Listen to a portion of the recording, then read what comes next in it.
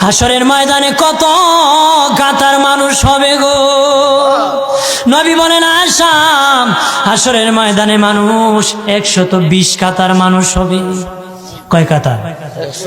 আয়েশা রে, হাসরের ময়দানে 120 কাতার মানুষ হবে।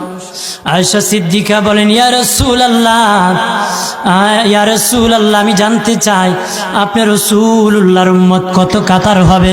নবী বলেন আয়েশা, আমি রাসূলুল্লাহর উম্মত একাই 80 কাতার হবে।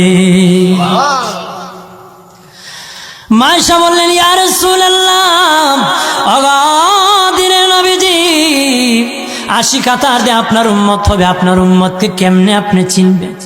নবী বলেন আয়েশা রে, আমার উম্মতকে 3টা পরিচয় আমি চিনব। 1 নম্বর পরিচয়, আমার উম্মতের কপাল থেকে নূর চমকাবে, নূর চমকাবে।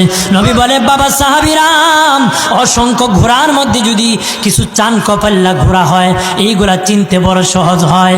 চান কপাল্লা ঘোড়া চিনতে বড় সহজ হয়। হাসরের ময়দানে আমার 1 প্রকার উম্মত চান কপাল্লা হবে, কপাল থেকে নূর চমকাবে, নূর চমকাবে।